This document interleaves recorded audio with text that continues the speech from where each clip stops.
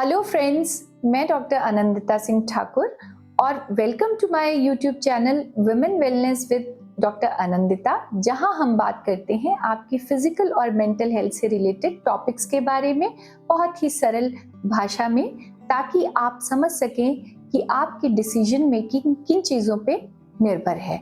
तो आज का टॉपिक रेलेवेंट है बहुत सारे यंग बच्चों के लिए जो फैमिली प्लान और मैरिज भी थोड़ा लेट करना चाहते हैं, क्योंकि कैरियर रिलेटेड डिसीजंस उनको बहुत सारे लेने होते हैं।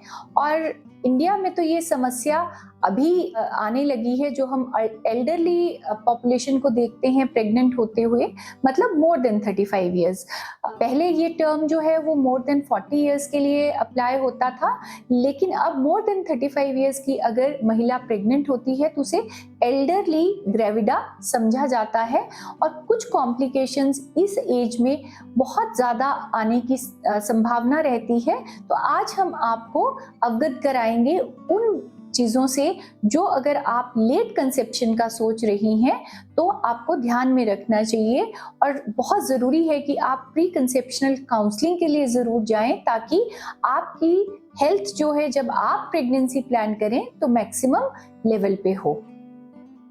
सबसे ज़्यादा इम्पॉर्टेंट ये है समझना कि आपकी एज के साथ आपके मेडिकल और सर्जिकल कुछ प्रॉब्लम्स आने की संभावना हर व्यक्ति की जिंदगी में आती है।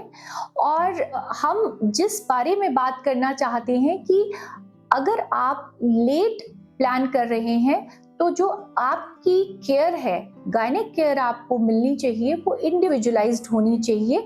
मतलब कि आपकी फैमिली और पर्सनल जो आपकी प्रॉब्लम्स हैं उनको देखते हुए आपको केयर मिलनी चाहिए।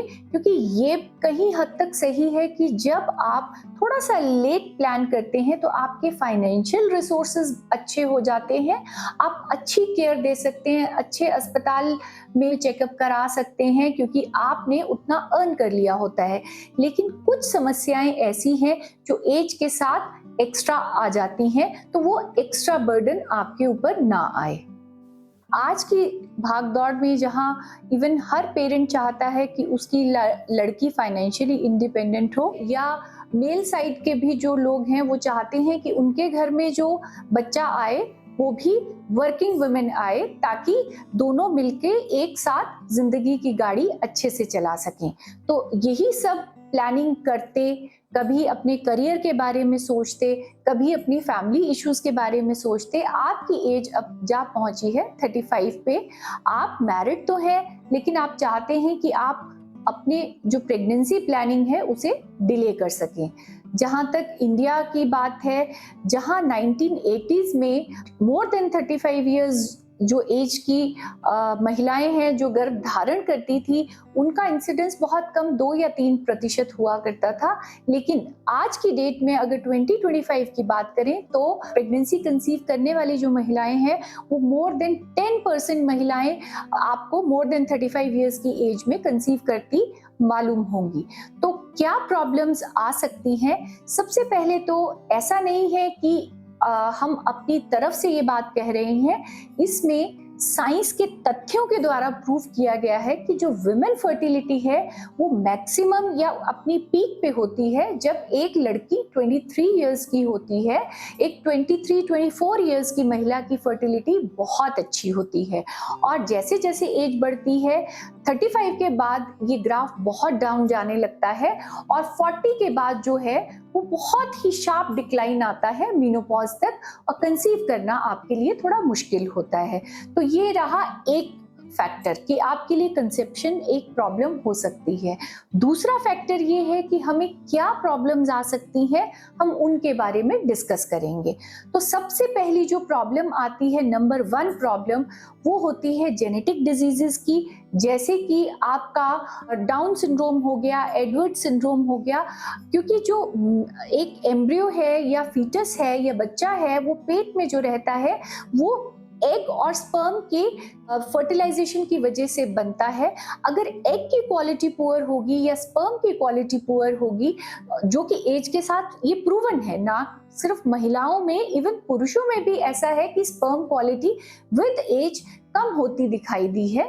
तो अगर आपके एग और स्पर्म की क्वालिटी अच्छी नहीं है तो जो रिजल्टेंट हमारा बेबी होगा उसमें भी बहुत सारे जेनेटिक इश्यूज आ सकते हैं। इसीलिए ये चीज कही जाती है कि 35 के बाद अगर आप कंसीव करते हैं तो जरूर प्री कंसेप्शनल काउंसलिंग के लिए अपने गायनेक के पास जाएं और भली भांति समझें कि क्या प्रॉब्लम्स हमें आ सकती हैं अगर हम इतना डिलेड कंसीव कर रहे हैं। नंबर 2 पे जो प्रॉब्लम आ सकती है वो है इंक्रीज इन ब्लड प्रेशर या हाइपरटेंशन। जैसा कि देखा गया है कि आज की जिंदगी में स्ट्रेस रिलेटेड डिजीजेस भी बढ़ रही हैं, तो हाइपरटेंशन जो है वो एक कॉमन प्रॉब्लम है कि जो आपका बीपी 120/80 से नीचे रहता है, वो 35 के बाद जब आप अचानक से ओपीडी में आती हैं तो आपकी फर्स्ट विजिट पे आपका ब्लड प्रेशर 140/90 के आसपास होता है और आपकी गायनेक आपको कहती है कि आपको ब्लड प्रेशर ज्यादा है, हो सकता है आपको दवाई लेनी पड़े या बच्चे की ग्रोथ में कमी आ जाए बीपी की वजह से। तो एक जो समस्या है वो है ब्लड प्रेशर की। दूसरी समस्या जो हो सकती है वो है डायबिटीज का इंक्रीज रिस्क, जो कि टाइप 2 डायबिटीज जिसे हम एज रिलेटेड डायबिटीज कहते हैं, वो ज्यादा देखने में आता है उन महिलाओं में जो कंसीव करती हैं थोड़ा लेट। तो अगर डायबिटिक मदर कंसीव करती है तो उसके बच्चे में फर्दर बहुत सारी कंजेनाइटल प्रॉब्लम्स देखने में या हार्ट डिजीजेस देखने में आती हैं, या प्रेगनेंसी बहुत बिग बेबीज हो जाते हैं, या बहुत सारी पेरीनेटल मोर्टेलिटी के इश्यूज, मतलब बच्चे में हमें समस्याएं मिल सकती हैं और माँ को भी मैनेज करना थोड़ा सा हमारे लिए मुश्किल जाता है। तीसरी समस्या है ग्रोथ रिटार्डेशन। कई बार जब आप एल्डरली एज में बच्चा प्लान करते हैं तो आपके बच्चे का ग्रोथ पोटेंशियल उतना नहीं पहुंच पाता, क्योंकि यूट्रस को जो ब्लड सप्लाई जा रही होती है वो एज के साथ जो है वो थोड़ी कम होती है। फिर हम बात करेंगे गायनेक डिजीजेस।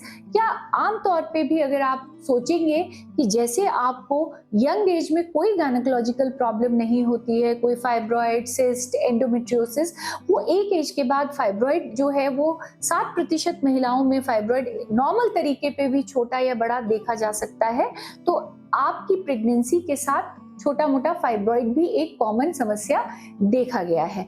फिर प्रीटर्म लेबर का बर्थ, मतलब आप पूरा टर्म ना पूरा करें 37 वीक्स, टाइम से पहले आपकी डिलीवरी के चांसेस बढ़ जाते हैं। रेट ऑफ सिजेरियन सेक्शन बहुत ज़्यादा बढ़ जाता है 35 या 40 की एज में, क्योंकि जैसे हमारा पूरा शरीर की एजिंग होती है, जैसे हमारा शरीर ढल रहा होता है, वैसे ही हमारी पेरिनियम के मसल्स या वेजाइनल जो हमारा बर्थ कैनाल है उसकी जो मांसपेशियां हैं या उसकी जो सपोर्ट सिस्टम है वो भी बहुत ज़्यादा ब्रिटल या बहुत जो है वो रिजिड हो जाता है। तो रिजिड पेरिनियम होने की वजह से बच्चे का डिसेंट उतना अच्छा नहीं हो पाता, तो सिजेरियन की नौबत भी आने के चांसेस हैं। इसके अलावा देखा गया है कि जो बच्चे बहुत लेट प्लानिंग करते हैं उनके पेरेंट्स ऑलरेडी और एल्डर होते हैं, ओल्ड होते हैं, वो अपने ग्रैंड चिल्ड्रन को देखने में या उनको मैनेज करने में उतने सक्षम नहीं होते हैं।